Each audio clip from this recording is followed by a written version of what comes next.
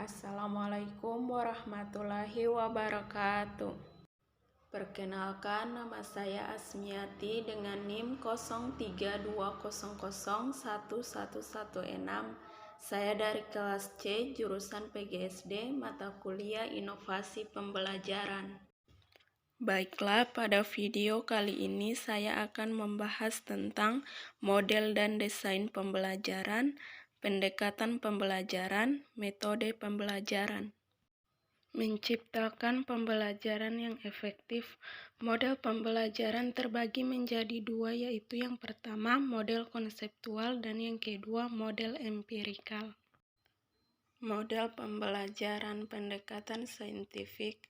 1. Bukan satu-satunya pendekatan pembelajaran. 2. Bukan urutan langkah-langkah baku. 3. Memberikan pengalaman. 4. Mengembangkan sikap ilmiah. 5. Mendorong ekosistem sekolah berbasis aktivitas ilmiah. 6. Menantang. Dan 7. Memotivasi.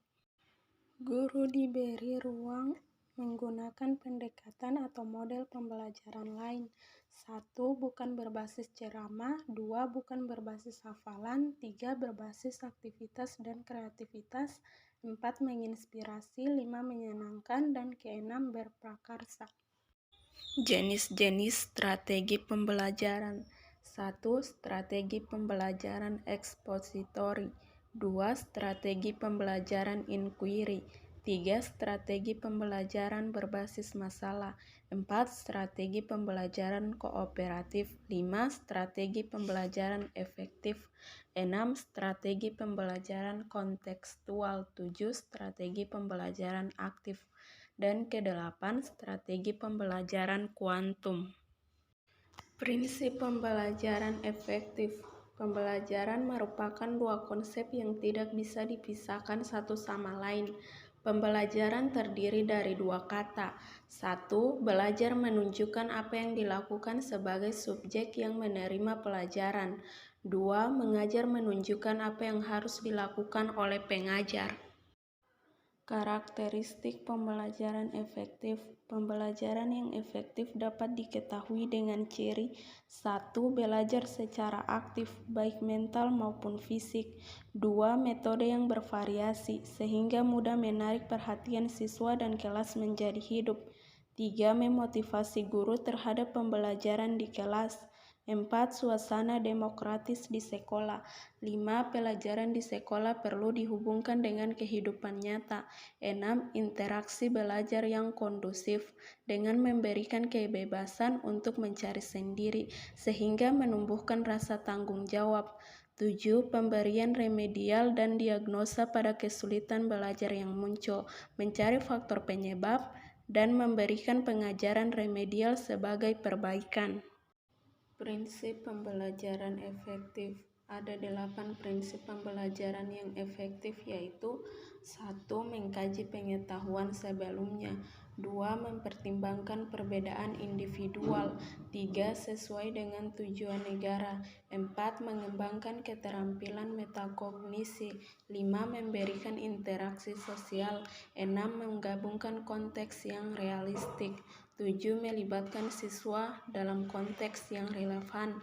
8. Pemberian umpan balik yang sering, tepat waktu, dan konstruktif. Strategi pembelajaran efektif. 1. Konteks. 2. Fokus. 3. Sosialisasi. 4. Individualisasi. 5. Urutan. Dan 6. Evaluasi. Berikut ini beberapa cara bagaimana membangkitkan motivasi siswa.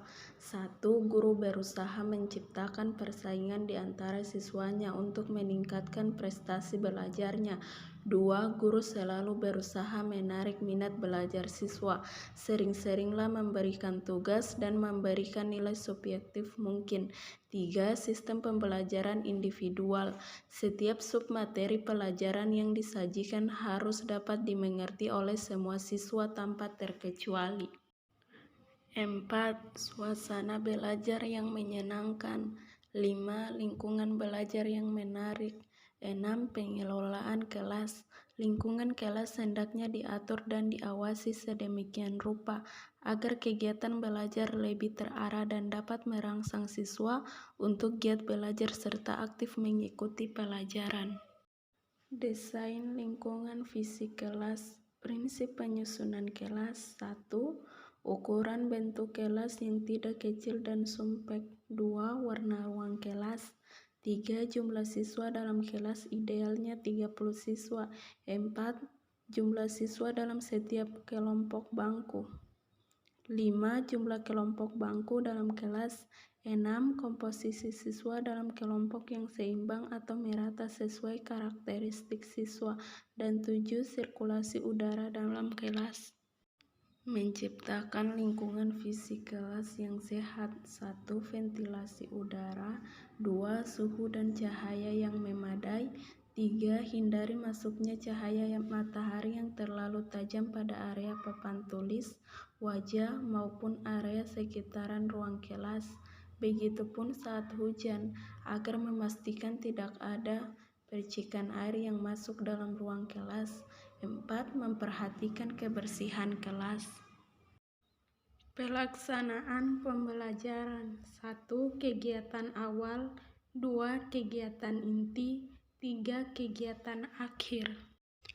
Peran guru dalam pelaksanaan pembelajaran. 1. Fasilitator pembelajaran. 2. Motivator pembelajaran. 3. Pemacu pembelajaran. Dan 4. Pemberi inspirasi belajar.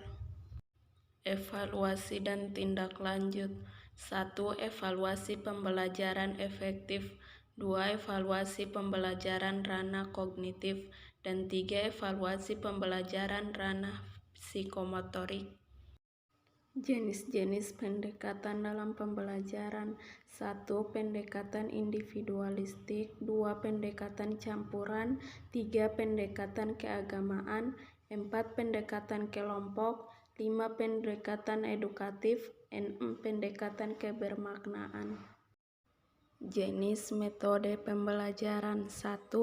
Transfer pengetahuan melalui ceramah, tanya jawab, dan seminar. 2. Pengembangan keterampilan melalui peragaan, praktikum, simulasi, dan bermain peran. 3. Pembentukan sikap melalui praktikum dan sumbang saran. 4. Pemecahan masalah melalui diskusi dan tugas mandiri. Jadi, begitulah penjelasan tentang model dan desain pembelajaran, pendekatan pembelajaran, metode pembelajaran dari saya. Apabila ada kesalahan kata mohon dimaafkan. Saya akhiri dengan ucapan wabillahi taufiq wal hidayah. Wassalamualaikum warahmatullahi wabarakatuh.